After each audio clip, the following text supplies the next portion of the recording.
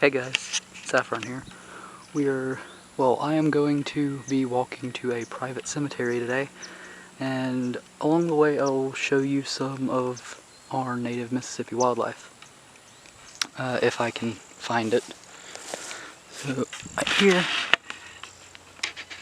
where'd it go? There was a tropical checkered skipper.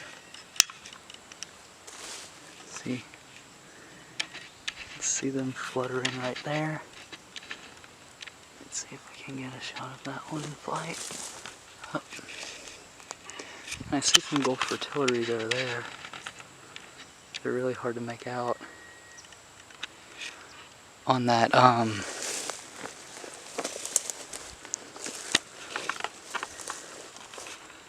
see all those skippers and Gulf fritillary over there, that little orange spot right in the center. They're feeding on Brazilian vervain, which is an invasive species here. Native region is Brazil. Let's see if we can get any close-up shots of these butterflies. There's that Gulf fritillary. Their main food source are, well, I know one of them is maypops, or Passiflora incarnata, the purple passion flower. Ooh, let's see if I can get a shot of that skipper. I'm gonna try to be quiet for right now so I can get some shots. If you guys know what species of skipper this is, please feel free to tell me in the comments. Here's that tropical checkered skipper.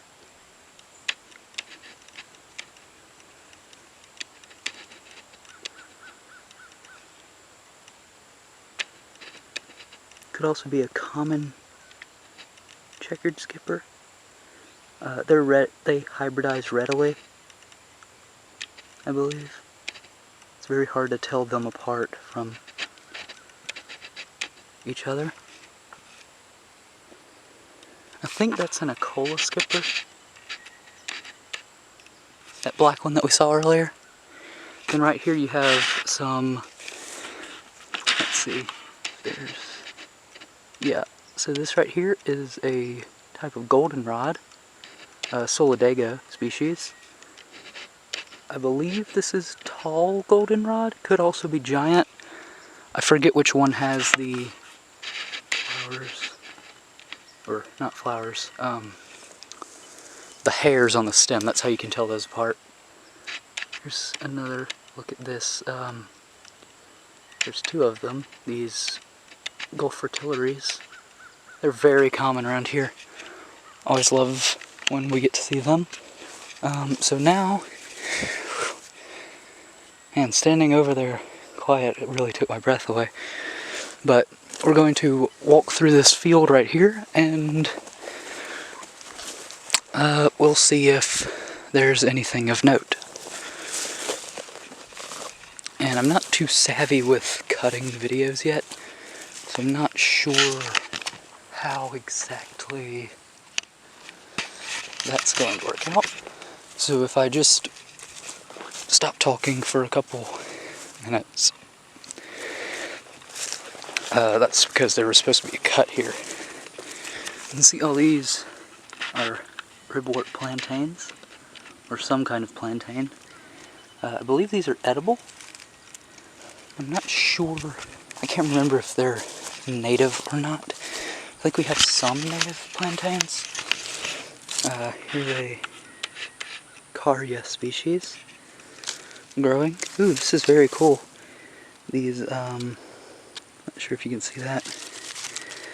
There are galls all over the leaves. Now, galls are produced by a variety of organisms. Some types of insects, and some mites, arachnids, and wasps. I'm not sure what kind those were. All I know is that the host was hickory, and yeah, let's try to get over here. Grasshoppers jumping everywhere. Let's see if we can get a close-up shot of one of these guys. And they've lost me. Oh well. Ooh. Looks like I'm going to have to climb over this fence. So bear with me.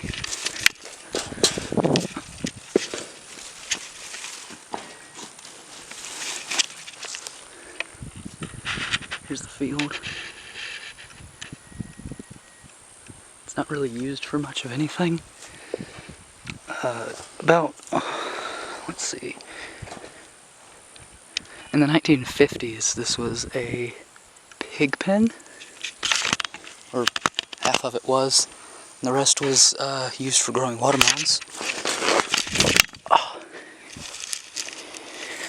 I ripped my pants. Oh well. They can probably be fixed.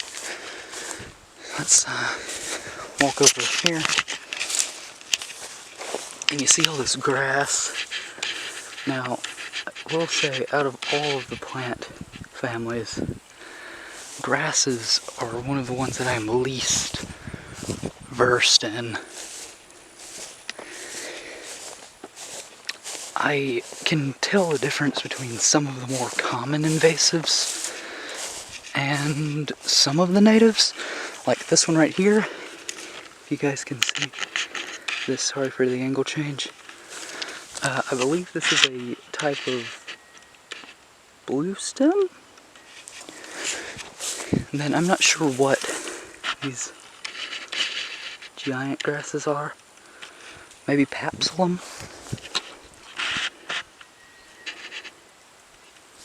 Grasses always meld together for me. I can never remember.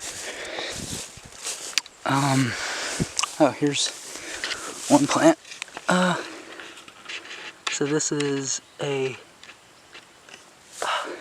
Jacoborthia? I can't remember the genus, but this vine in the August produces some pretty purple flowers. They look kind of like morning glories, but I don't think they're very closely related. Now, over here is usually where there's a big maypop patch with those. So we might see some Gulf fritillary. Ooh, come across that deer skull. That Gulf fritillary, I think is going to land on it. As these things decay, a lot of butterflies will seek out the juices from, and sorry if that's a bit morbid, they seek out juices because this life is already gone. This would be a white-tailed deer.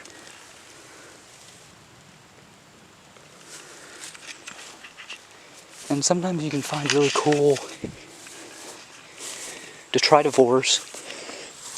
Detritivores are organisms that eat decaying material, dead things. Right here we have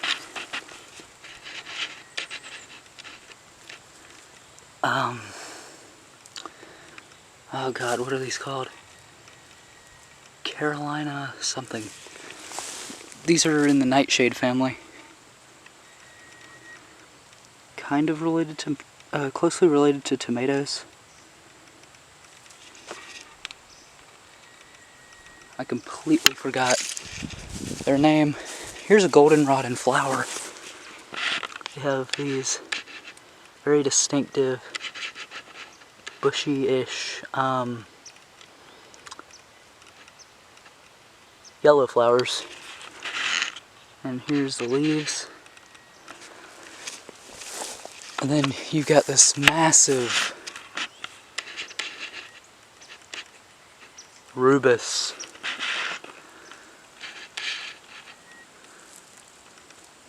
plant that's just taken over this entire area. I can't actually see any maypops. We did recently have a kind of a big freeze. Okay, here's the rest of that deer. We're gonna move on from that. I don't see any beetles, which is one thing that would be really cool to find on them. I'm gonna go through this path that looks like they're just made for us. I'm sorry if this is out of focus. I have manual focus on because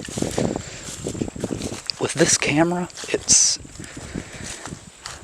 never really worked out that well for me. Oh, but here's a really cool plant. So this is in the amaranth family, and it's called worm seed. So it's very closely related it's in the same genus as Mexican tea, if you know that species, in the genus Tisphania, I believe. And they produce all these tiny little seeds. I believe they occur throughout the entire southeast in disturbed woodlands. There goes a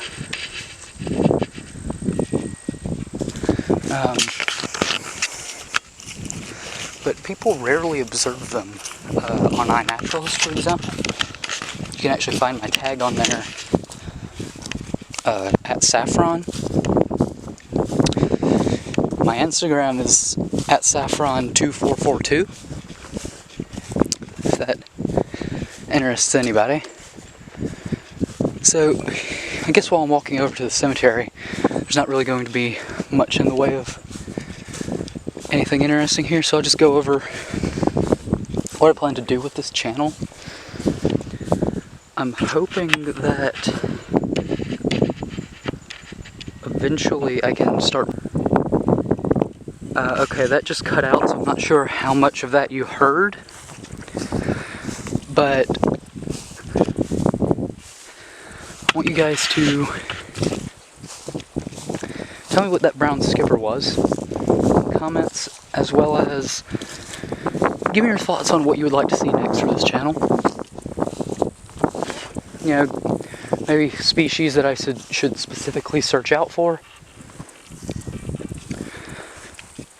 Anything new and interesting, because I really want to expand upon this series that I'm trying to start. Not really sure what I'm going to call it. Maybe Saffron's Adventures, Expeditions, something like that. Now here is actually a really interesting story.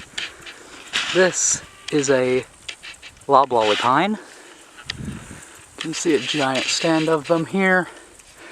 Now, the interesting thing about that is technically they are native, but the issue with them is this entire stand has been planted. It was planted due to, you know, logging. Before that, these wouldn't really have grown here. Before, this would have been more shrubby oak type things. And right there, if you see that very... Let me see if I can get up close to them. It's a cloudless sulfur butterfly.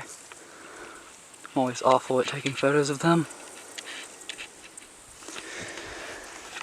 Well, we'll move on from the pines for today. Here is a fruiting American beauty berry, Philocarpa americana, if I remember correctly. Now, these are edible to people, but I've heard they don't taste that good, and they're not really that nutritious for you, so here's the PSA. Do not recommend eating them if you don't eat any species if you do not know it's poisonous or not. Actually, I might make that a separate video, the story behind this hill. Because this hill is actually not natural. And Okay, here's one of the plants I was talking about in one of the shorts.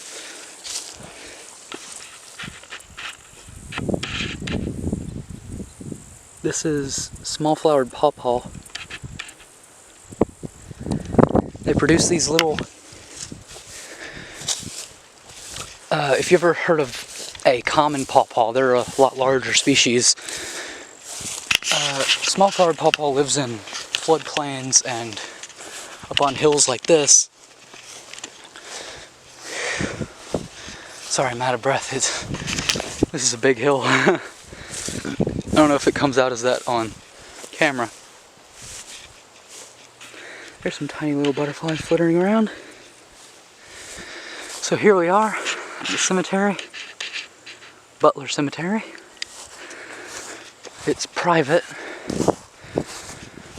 but essentially the story behind this is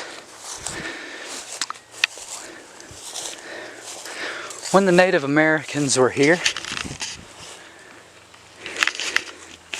they built up a hill at the base of this. It's right over there. You can see that. Of course, it's completely different to how it looked back then, because all of this has been developed. But if you see that road that the landowner has cut around it, if you look on that other side, it also goes down. So that is built up. And a couple decades later, family moves here, and they, by the name of the Butlers, they plant their, well, so they owned slaves, and they actually buried their slaves over here on this other hill past those trees.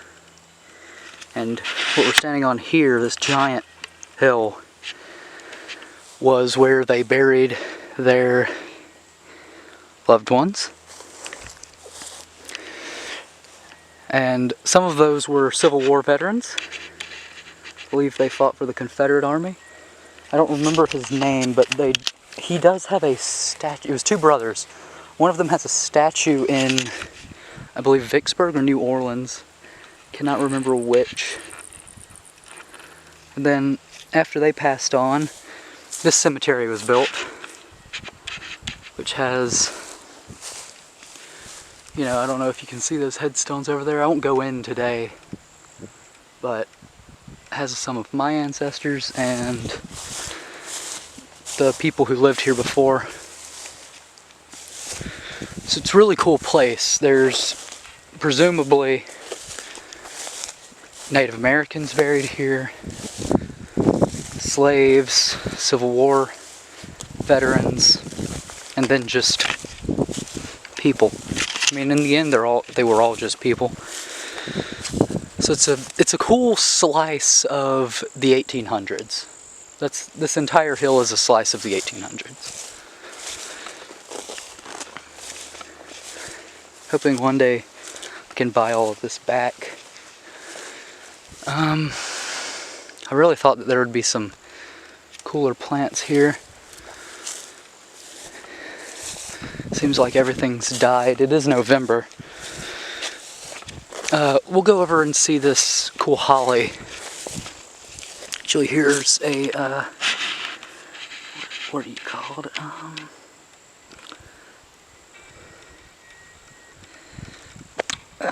Some kind of aster.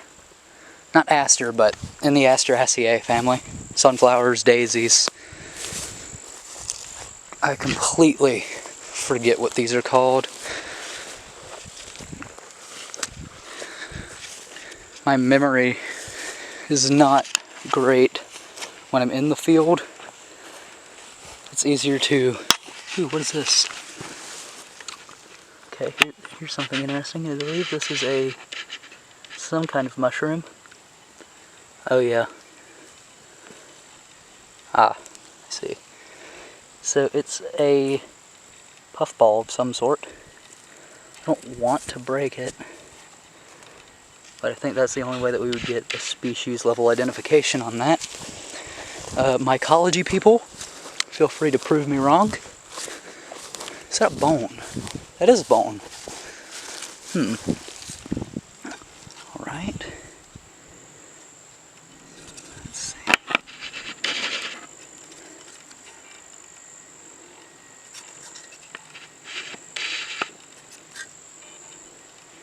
Does anybody know what this bone is from? I'm guessing cow, maybe deer.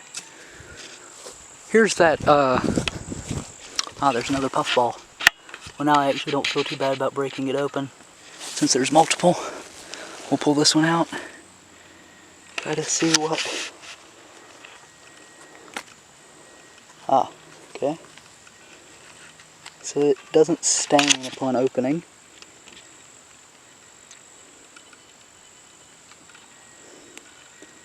I think all puffballs are edible. Don't quote me on that though. Please do not try things if you do not know what they are. I'll taste this to see. Doesn't really have a flavor to it. It's kind of sweet, a little bit bitter. Anyway, sorry. This holly, Ilex species. Also forget the species. I don't think this is Ilex vomitoria, which is the Yaupon holly. I think it's a related species that's a little rarer. Carolina holly, I think, is what this is. So maybe Ilex caroliniana. And they grow with pawpaws up on these hills. I know this video is over 30 minutes long already. Actually, let's go back up here and see how far we can see. I want to give y'all a good view of this area. And if this isn't the right, like, if you guys have any ideas for this channel, please feel free to tell me. I mean, see, you can see pretty far in the distance. I'm going to try to lift this camera up as far as I can. So, I don't know how far you can see, but I'm assuming it's towards those trees over there. It's very... This is a big hill. Actually, right there, there's another,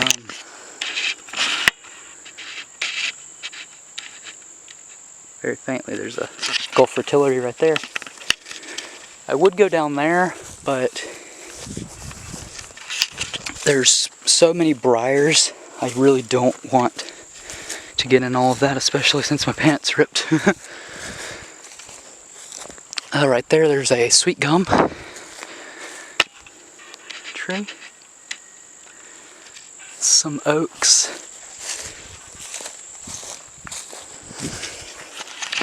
And see, all of this is developed, but you can still find... I can't wait to show you guys what this will look like in the spring, because there's a lot of plants, a lot of flowers, a lot of things you wouldn't really expect to find here. There's another Gulf Fertility. Is that a Gulf Fertility? Yeah, that's a Gulf Fertility. Won't spend too much time on that then. These briars. And see, what I have noticed is that a lot of people, for some reason, seem to think, ooh, there's an assassin bug. Gonna have to pause my rant for a minute. I'm not sure what species that is. Green assassin bug, maybe? So, they actually look for insects like aphids and stick that proboscis looking thing into them and I believe suck up their juices. That's how they live. But the plant that it's on, Smilax, I believe this is longleaf? Not sure. We have like 16 different species. A lot of people think that Smilax, or briars as you know them, as you may know them, are invasive and non-native here, but truth be told, they are completely native. And they do help out biodiversity by providing food in the winter to birds and other wildlife. Now here, I'm going to give the lichen people a little bit of love. Let's see. And I will not be able to tell you what any of these are, just for the record. So I'm just going to show you them, and then I think that'll be it for this episode. There's that ant. So here is one lichen. And lichens are so diverse. See, there's some different shapes right there. And there's a little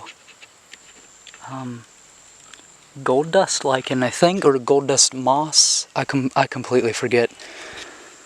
There is a insect. Now right here is the big one. I think this might be, I think I might actually know what this one is. It's some kind of ruffled lichen. But see, I can't even tell the difference between these and like something like confused urinaria.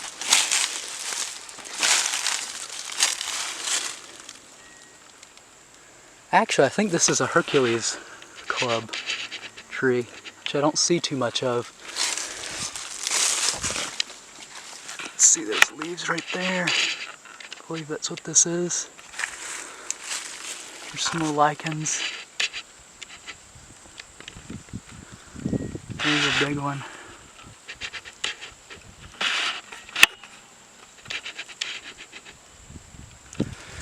And then here's this oak. And I think some lichens are specific to certain taxa. Then there's moss. So all this tiny stuff, it's so hard for me to identify myself. I don't own a microscope or anything like that. Then here's all this moss. Moss is so pretty. Don't you agree? And then right here we actually have,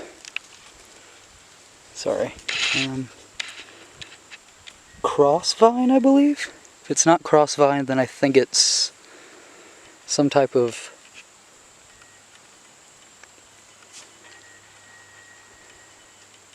honeysuckle. Coral honeysuckle and Japanese honeysuckle are the only two that we have here in Mississippi. Ooh, here we go. Here's a rock. This will be interesting. And just for the record, here's those gravestones. Just in case you didn't see them earlier. So let's look under this rock to see if there's any organisms that we can meet.